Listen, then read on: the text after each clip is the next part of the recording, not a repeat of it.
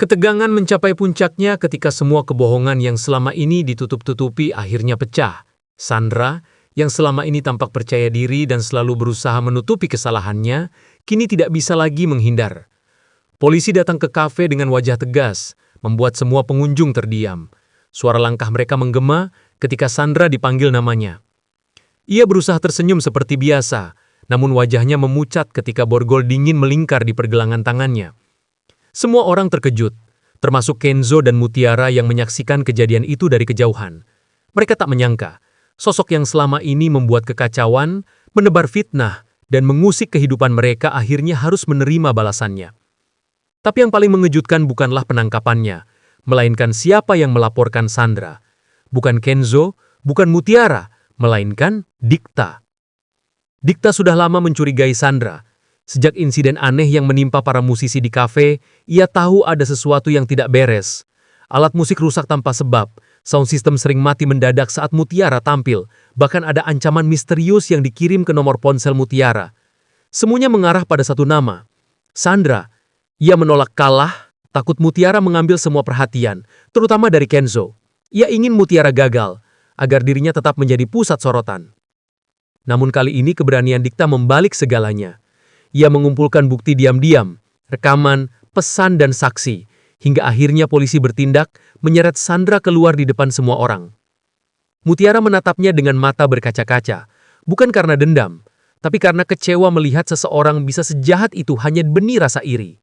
Kenzo menggenggam tangan Mutiara seolah berkata, semuanya sudah berakhir. Tapi kedamaian itu ternyata tidak berlangsung lama.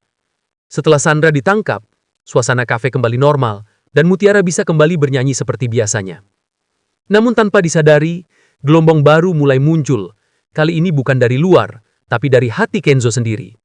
Rasa takut kehilangan Mutiara membuatnya semakin protektif, bahkan sedikit berlebihan. Ia mulai cemburu setiap kali melihat Mutiara berbicara dengan Dikta, mesti mereka hanya membahas urusan pekerjaan. Kenzo berusaha menyembunyikan rasa cemburunya, tapi tatapannya selalu berubah setiap kali Dikta memandang Mutiara dengan kagum. Ia tahu, Dikta adalah orang yang berani, jujur, dan punya karisma, dan itu membuatnya tidak tenang. Di satu sisi, Kenzo bersyukur karena Dikta menyelamatkan Mutiara dari fitnah Sandra. Tapi di sisi lain, ada ketakutan yang terus tumbuh, ketakutan akan kehilangan seseorang yang kini menjadi pusat hidupnya. Mutiara merasa perubahan itu. Kenzo yang dulu lembut kini sering diam, mudah curiga, dan terkadang bersuara keras tanpa ia sadari. Ia tidak marah, hanya takut. Tapi Mutiara bukan tipe wanita yang menyukai dikekang. Ia ingin cinta yang tumbuh dari kepercayaan, bukan rasa takut.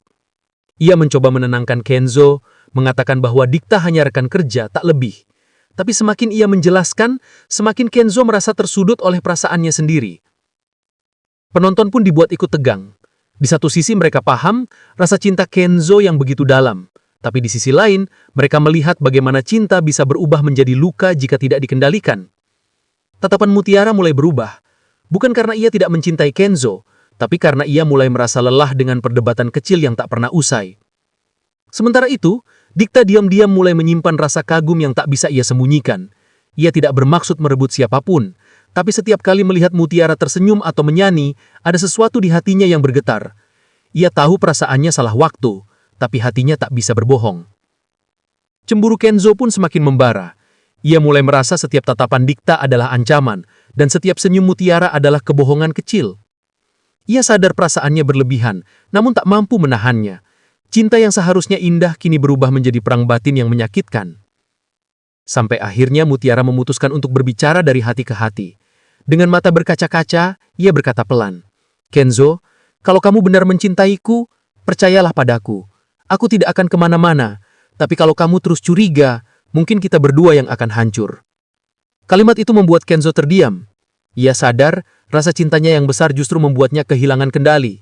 Ia memeluk Mutiara erat, dengan suara bergetar ia berbisik, aku cuma takut kehilangan kamu.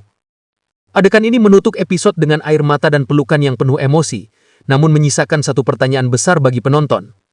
Apakah cinta mereka cukup kuat untuk menghadapi rasa cemburu yang tumbuh dari rasa ketulusan yang sama? Dan di balik semua ketegangan itu, satu hal jelas.